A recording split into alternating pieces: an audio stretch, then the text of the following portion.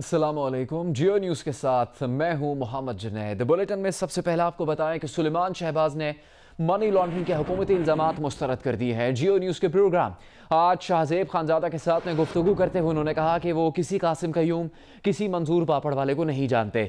उन्होंने कहा कि ये इल्ज़ामात इमरान खान और उनकी टीम की तरफ से लगाए जा रहे हैं, जो मजाक से बढ़कर नहीं। साहब, ये कासिम कयूम को जानते हैं आप? मैं किसी कासिम कयूम को नहीं जानता, मैं जिंदगी में को नहीं मिला। मंजूर अहमद को जानते हैं आप? ऑन रिकॉर्ड हूं, मैं कभी जिंदगी में उसको नहीं मिला। मंजूर अहमद को जानते हैं आप? मैं जिंदगी में नहीं मिला, ना मुझे पता है एक शख्स कौन है। कल फवाद चौधरी साहब ने कहा कि जी शहबाज शरीफ साहब के अकाउंट में फलां पापड़ वाले ने रेमिटेंस भेजी है। मैं चैलेंज करता हूं कि अगर मियां शहबाज शरीफ के अकाउंट में एक पेनी की भी रेमिटेंस आई है तो वो इस सियासत से रिजाइन कर देंगे। सुलेमान शहबाज ने कहा है कि वो अपने तमाम असासों की तफसीलात FBI को दे चुके हैं और इन असासों पर टैक्स भी दे चुके हैं। ये कैसी मनी लॉन्ड्रिंग है जिस पर उन्होंने टैक्स भी दे रखा है?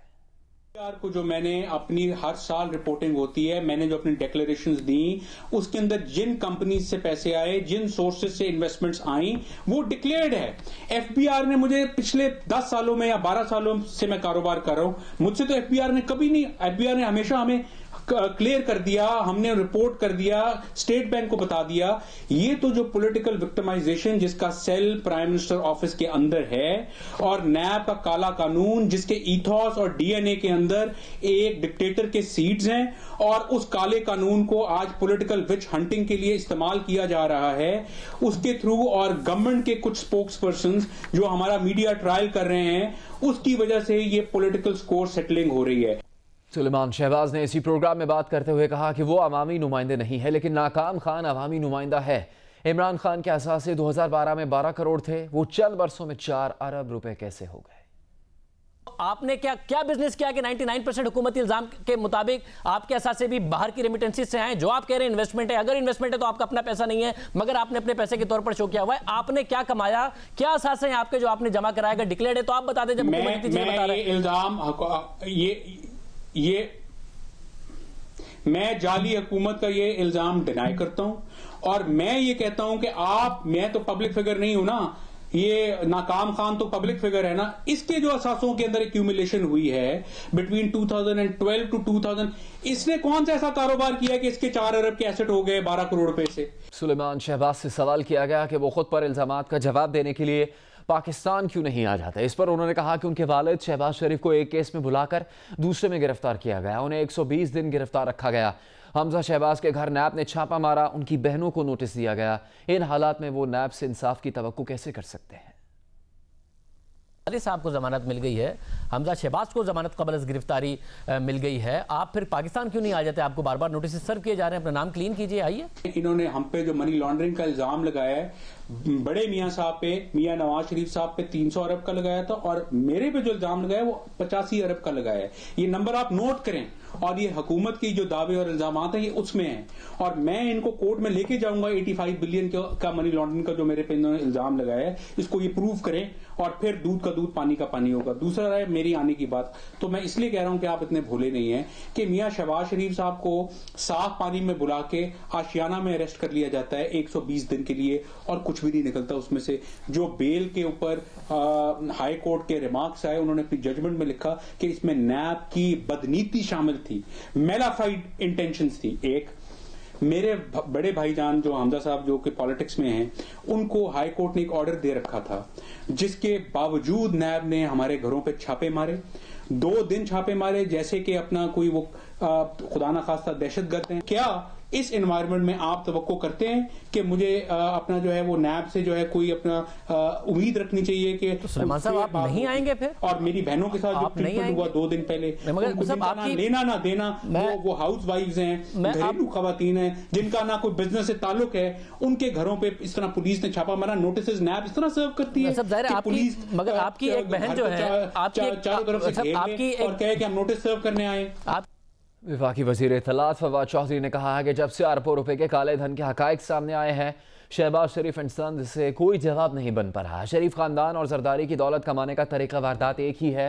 अब दोनों का अपने दिफा के लिए मौक़िफ़ भी एक हो चुका है। वज़ीर इत्तलात फवाद चौधरी ने एक बयान में कहा है कि शहबाज खानदान की तरफ से दी जाने वाली वजाहतों और बयानात के बावजूद हकायक पर वाज़ेह जवाब या तरदीद सामने नहीं आ सकी। सुलेमान शहबाज हकायक का जवाब देने से कासिर रहे। उनके पास अकाउंट्स में रकूम की मुंतकली का कोई जवाब नहीं था। वो मुल्क से भागे हुए हैं और उनका वापस आने का कोई इरादा नहीं लगता। फवाद चौधरी ने कहा कि मुल्क की दौलत लूटने वाले आवाम के सामने बेनकाब हो चुके। कौम को उम्मीद है कि कानून भी इनसे हिसाब लेगा। वज़ीर इत्तलात ने कहा कि अगर ये सच्चे हैं तो खुलकर तरदीद करें और अपने दिफा में सबूत लाएं। इन्होंने कहा कि अभी तक मंजूर पापड़वाला और महबूब रेडी वाले की शनाख्त के मुतालिक खुलकर और वाज़ेह तरदीद नहीं आई।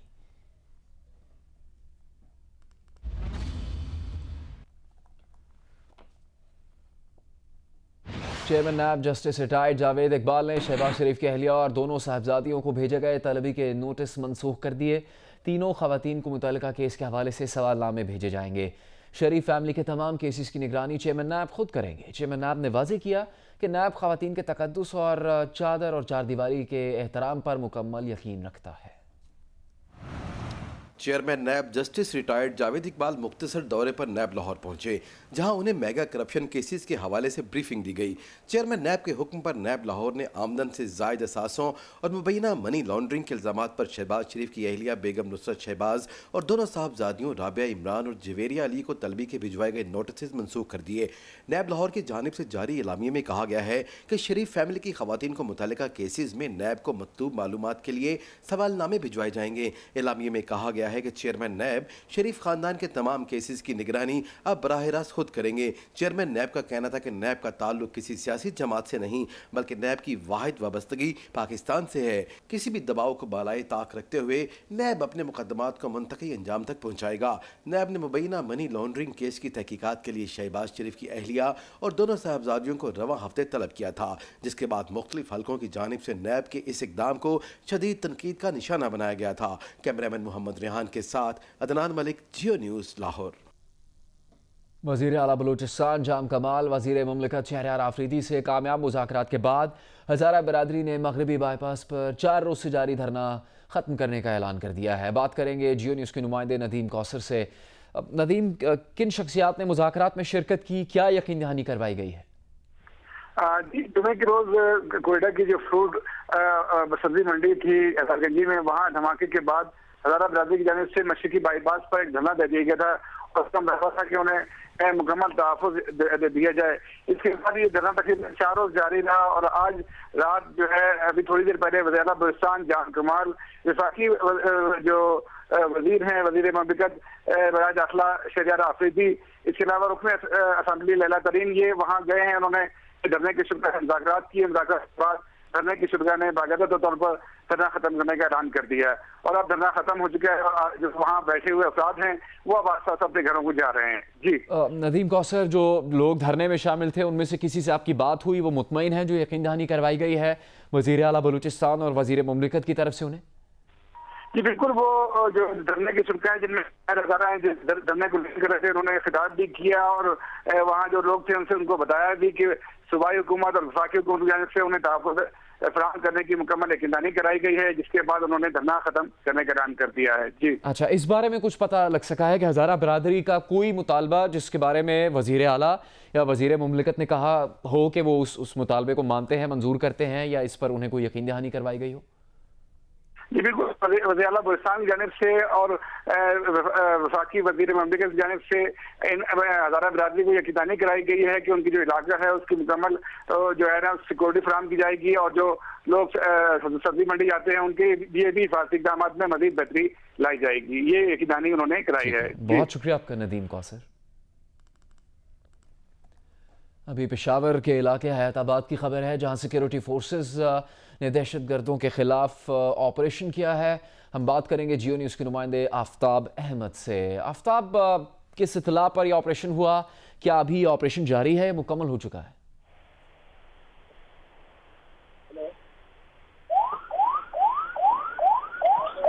जी, आफ्ताब अहमद से हम बात करेंगे। पेशावर के इलाके हयाताबाद में पिछले चंद घंटे में खबर आई कि दहशतगर्दों के खिलाफ कार्रवाई की जा रही है सिक्योरिटी फोर्सेस की जानिब से।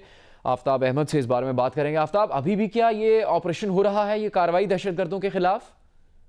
जी बिल्कुल, इस वक्त भी जो कार्रवाई है वो जारी है और इलाके को क्लियर नहीं किया गया। तकरीबन 3 घंटे से ज्यादा हो गया है कि जो मुकम्मल एरिया है उसको कॉर्डन ऑफ किया गया है। अगर पस मंजर में आपको दिखाई दे रहा हो तो तीसरी गली बनती है जहाँ पे ये ऑपरेशन किया जा रहा है। सबसे पहले यहाँ पे जो पुलिस एहलकार थे वो पहुंचे थे और एक इंफॉर्मेशन बेस्ड ऑपरेशन शुरू किया गया था, लेकिन ये पुलिस हुकाम का ये कहना है कि जैसे ही वो उस घर में दाखिल होने की कोशिश कर रहे थे तो मुजाहिमत हुई है और उन पर फायरिंग की गई है, जिसके नतीजे में एक जो असिस्टेंट सब इंस्पेक्टर थे वो मौके पर ही जाबाहक हो गए थे और उनको गोलियां लगी थी, जिसके बाद भारी नफरी पुलिस की यहाँ पे तलब की गई थी। और उसके बाद मुसलसल जब मुजाहिमत का सामना करना पड़ा पुलिस को और शदीद फायरिंग की जा रही थी, इस दौरान पुलिस हुकाम का ये भी कहना है कि जो भारी असलहा उसका इस्तेमाल किया जा रहा था, तो तब सिक्योरिटी फोर्सेस को यहाँ पे तलब किया गया। और अब 3 घंटे से ज्यादा का वक्त हो गया है कि यहाँ पे ये ऑपरेशन जारी है। वक्फे वक्फे से फायरिंग की आवाजें भी आ रही है, उसके साथ साथ जो दस्ती बम है उसकी आवाजें भी हम सुन सकते हैं। तो यहाँ पे जो ऑपरेशन है उसका सिलसिला जारी है। मजमूई तौर पर जो हमारी मुख्तलिफ जराए से बात हुई तो उनका ये कहना है कि एक सिक्योरिटी एहलकार, एक पुलिस एहलकार जख्मी हुए हैं, जबकि एक जो पुलिस एहलकार है वो इस वाक़े में शहीद हो चुके हैं। लेकिन अब तक सूरत हाल जो है वो क्लियर नहीं है क्योंकि ऑपरेशन का सिलसिला इस वक्त भी जारी है। और जो चीफ कैपिटल, शुक्रिया इस मालूमात के लिए आफ्ताब अहमद। पेशावर के इलाके हयाताबाद में पुलिस का ऑपरेशन जारी है दहशतगर्दों के खिलाफ। हयाताबाद मेडिकल कॉम्प्लेक्स में इमरजेंसी नाफिज कर दी गई है। बात करेंगे जियो न्यूज़ के नुमाइंदे रसूल दावड़ से। रसूल, क्या आप जख्मियों को लाया गया अस्पताल इस वाक़े से मुतालिक? जी बिल्कुल, ये हैदराबाद फायरिंग के वाक़े में जो मुबैना दहशतगर्द परवेज जिसका ताल्लुक खैबर एजेंसी से है उसकी लाश यहाँ पे लाई गई है और इस वक्त उसके जो भाई है, रिश्तेदार है, वो भी पहुंच चुके हैं और वो लाश वसूल करने के लिए पुलिस के साथ बैठे हुए हैं। पुलिस लाइन में जो पुलिस का एहलकार है जिसका ताल्लुक माशोखेल बड़ावेर से है उसका जनाजा भी अदा किया जाएगा और इसके हवाले से यहाँ हैदराबाद मेडिकल कॉम्प्लेक्स में डॉक्टरों को बुलाया गया है और इमरजेंसी नाफिज की गई है। यहाँ पे जो गेट है वो खुले छोड़ दिए हैं और साथ साथ पुलिस की नफरी भी तैनात की गई है। लेकिन यहाँ ये जो मुबैना दहशतगर्द है जो फायरिंग के नतीजे में मारा गया है, इसके भाई पहुंच चुके हैं भाई की लाश वसूल करने के लिए और उन्होंने एक बात भी की है अपने भाई से के बारे में कि उन्होंने जाते वक्त, घर से जाते वक्त अपनी बीवी से कहा था कि वो अपने भाई के अपने एक दोस्त जो रोजे से है उसके लिए पकोड़े लेकर जा रहे हैं। तो ये बात भी उनके भाई ने पुलिस को बयान देते हुए यहाँ पे की है और वो इस वक्त बैठे हुए हैं अपने भाई की लाश वसूल करने के लिए अस्पताल में मौजूद है। बहुत ही अफसोसनाक खबर है। बहुत शुक्रिया आपका रसूल दावड़। जियो न्यूज़ के नुमाइंदे अस्पताल से सूरत हाल बता रहे थे। एक पुलिस एहलकार शहीद हुए इस कार्रवाई के दौरान। हमने कोशिश की कि खैबर पख्तूनख्वा के वज़ीर इत्तलात शौकत यूसुफजई साहब से बात की जा सके, उनसे रब्ता नहीं हो सका। इससे पहले जो उनकी तरफ से खबर दी गई उन्होंने कहा था कि हैदराबाद में जज और एडिशनल आईजी पर हमले करने वाले मौजूद हैं, इसीलिए पुलिस ने इलाके को घेरे में लिया और फिर वहां पर कार्रवाई शुरू की। चंद घंटे पहले उनकी तरफ से मौक़िफ़ आया था कि जिस घर में दहशतगर्द छुपे हैं, इतला ये है कि 6 से 7 दहशतगर्द वहाँ पर मौजूद हैं और ये कार्रवाई जो पुलिस की जानिब से की जा रही है पेशावर के इलाके हैदराबाद में, इस दौरान एक पुलिस एहलकार शहीद हो चुका है जबकि कुछ अफराद ज़ख्मी भी हुए हैं जिन्हें अस्पताल मुंतकिल किया गया है।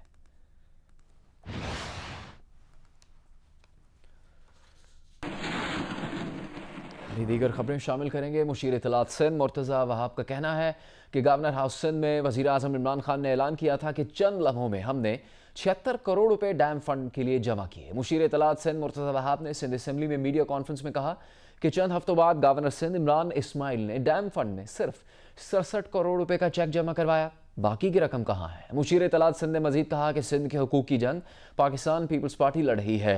मुत्तहिदा के विफाकी वजीर ने कहा कि वजीर आज़म से कहेंगे कि आर्टिकल 149 के तहत सिंध के मामलात में मदाखलत करें, उन्हें आर्टिकल 149 के साथ आर्टिकल 148 भी पढ़ना चाहिए। अवाम के सामने वो शवाहिद पेश कर रहा हूँ जो शवाहिद खुद तहरीक इंसाफ से ताल्लुक़ रखते हैं। अगर वजीर आज़म साहब कहते हैं कि 76 करोड़ रुपए जमा हुए हैं और चेक जमा कराया जाता है 67 करोड़ का, तो सवाल तो ये खड़ा होता है कि 10 करोड़ रुपए कहाँ गए।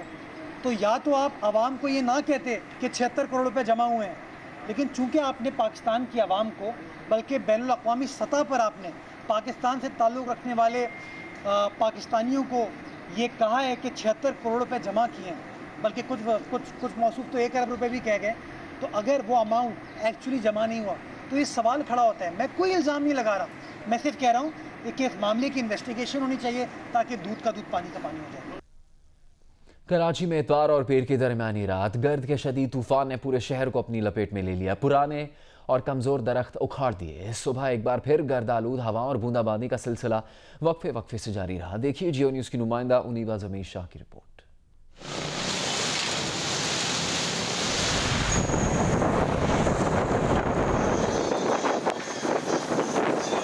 मगरिबी हवाओं के सिस्टम मौसम सरमा में ही पाकिस्तान पर असरअंदाज होते हैं। ये माहौलियाती तब्दीली के मनफी असरात ही हैं जो ये सिस्टम खलीजी ममालिक और मुत्तहिदा अरब अमारात में तूफ़ानी बारिशें बरसाकर अब पाकिस्तान में मिट्टी के तूफ़ान का बायस बना। रात गए कराची को मिट्टी के तूफ़ान ने अपनी लपेट में लिया। इस दौरान 65 किलोमीटर फी घंटा की रफ्तार से हवाएं चली, जबकि हद्दे नज़र 500 मीटर रिखट की गई। सुबह सवेरे एक बार फिर गर्दालूद हवाओं ने शहर को मुतासिर किया। इस दौरान ज़्यादा से ज़्यादा हवाओं की रफ्तार 90 किलोमीटर तक रिखट की गई, जबकि औसतन 60 किलोमीटर फी घंटा की रफ्तार से हवाएं रिखट की गईं। इस दौरान होने वाली बूंदाबांदी ने फिजाओं में मौजूद गर्द को भी कम किया। फिजा में जहरीले ज़रात की तादाद 40 पार्टिकुलेट मैटर्स तक रिकॉर्ड की गई, जो अच्छे फिजाई मेयार की निशानदेही करता है। महकमा मौसमियात के मुताबिक कल रात मिट्टी का तूफान इम्कान से ज्यादा था। जैसे कि अप्रैल के महीने में वेस्टर्न डिस्टर्बेंस अमूमन मार्च के एंड तक फ्रीक्वेंटली आती हैं और मार्च के बाद उनका सिलसिला इस तरह से नहीं होता, और अगर हो भी तो नॉर्थ पाकिस्तान में होता है, यानी अपर हाफ ऑफ पाकिस्तान में होता है। नीचे साउथ पाकिस्तान उससे इफ़ेक्ट नहीं हुआ करता। लेकिन ये सिस्टम सऊदी अरब के साउथ में और जो मिडल ईस्ट का दूसरा इलाका है उनके यानी ओमान वगैरह, उधर लो प्रेशर एरिया डेवलप हुआ और वेस्टर्न है तो वेस्टर्न डिस्टर्बेंस ही, लेकिन उसका सेकेंडरी सिस्टम हम उसे कहते हैं, वो डेवलप हुआ और उसकी वजह से वो इंटेंसिफाई हुआ और ये यहाँ भी कराची में ये सूरत हाल है। मगरिबी हवाओं का सिस्टम कल दोपहर तक शहर में रह सकता है। इस दौरान गरज चमक के साथ हल्की से मोतदिल बारिश भी बरसा सकता है। जी, कराची के अलावा हैदराबाद और ठट्ठा के जो और मीरपुर खास के इलाके हैं उनमें भी तेज़ हवाएं चल रही होंगी, इस वक्त भी चल रही होंगी और चलेंगी इसी तरह से शाम तक। और शाम तक है, शाम के बाद सेटल हो जाएगी, कम हो जाएगी हवा, तो रात में हम एक्सपेक्ट कर रहे हैं कि कोई हल्की बारिश भी हो जाए। बेकाबू हवाओं से कई कमज़ोर और पुराने दरख्त ज़मीन से उखड़ गए। माहिरीन मौसमियात कहते हैं कि मगरबी हवाओं के सिस्टम मौसम सरमा में पाकिस्तान को मुतासिर करते हैं। मौसम गर्मा में इनके पाकिस्तान पर असरात और खासकर सिंध और कराची में मिट्टी का तूफान निशानदेही कर रहा है कि आने वाले वक्तों में मौसम शदीद से शदीदतर होते जाएंगे। कैमरामैन तलहा खान के साथ उन्नीबा जमीर शाह, जो न्यूज़ कराची। एक बार फिर बात करेंगे पेशावर के इलाके हैदराबाद फेज 7 में सिक्योरिटी फोर्सेस के दहशतगर्दों के खिलाफ ऑपरेशन के बारे में और खैबर पख्तूनख्वा के वजीर इत्तलात शौकत यूसुफ़ज़ई साहब से हम बात करेंगे। शौकत साहब, क्या इत्तला थी? आपने बताया कि कोई वहाँ पर जज और पुलिस एहलकारों पर हमला करने वाले दहशतगर्द मौजूद थे। इस वक्त क्या अपडेट है इस ऑपरेशन की?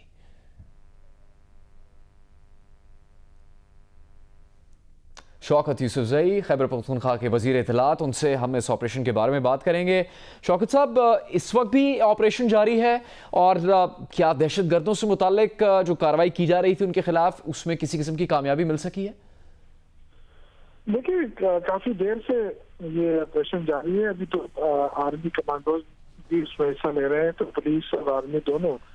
पहली दफा वो अंदर दाखिल हुए लेकिन वहाँ मुजाहमत हुई और फिर RPG-7 कहते हैं जो रॉकेट लॉन्चर है, वो 3-4 फायर हुए, उसमें खामोशी हो गई। अभी दोबारा ये एंटर हो चुके हैं पुलिस और फौज के जवान, और उसमें जो नीचे वाला फ्लोर है, ग्राउंड फ्लोर, वहाँ पे पुलिस और आर्मी के जवान वहाँ पहुँच गए हैं और इस वक्त नीचे के जो कमरे हैं उनकी तलाशी ले रहे हैं, लेकिन ऊपर जो फ्लोर है वहाँ पर अभी फायरिंग हो रही है वक्तन फौकतन। ये देखना है कि ये मुज़ाहमत कब तक रहती है और कितनी देर तक रहती है, क्योंकि जो पुलिस कमांडोज और आर्मी कमांडोज दोनों इस वक्त अंदर हैं। फायरिंग का सिलसिला तो रुक चुका है, लेकिन जो ही ये ऊपर जाने की कोशिश करते हैं तो वहाँ से फायरिंग शुरू हो जाती है। ठीक है, तो शौकत साहब, अब कोई हाई प्रोफाइल दहशतगर्द हैं इनमें जिनके खिलाफ ये ऑपरेशन किया जा रहा है?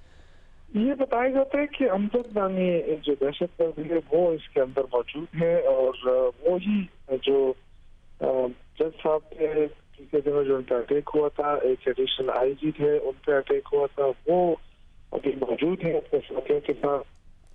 एक साथी तो मारा गया है और यहाँ जो पुलिस नवालम जो एएसआई है वो शहीद हुआ है। तो अब तक ये है, और 2 पुलिस एहलकार और 1 आर्मी एहलकार जख्मी हुए। ठीक है। तो अभी ऑपरेशन का सिलसिला अभी भी जारी है। काफी लोग इस वक्त अंदर हैं, कमांडोज अंदर जा चुके हैं और नीचे ग्राउंड को वो क्लियर कर रहे हैं, और जैसे नीचे ग्राउंड क्लियर होगा उसके बाद ऊपर जाने की कोशिश की जाएगी। बहुत शुक्रिया आपका Shaukat Yousafzai. Watch your favorite Jio TV shows and programs anywhere, anytime. Only on Sling TV. Enjoy the freedom of no long-term contract and free 8-day replay, making your favorite shows available for 8 days after they air. For more details, visit sling.com.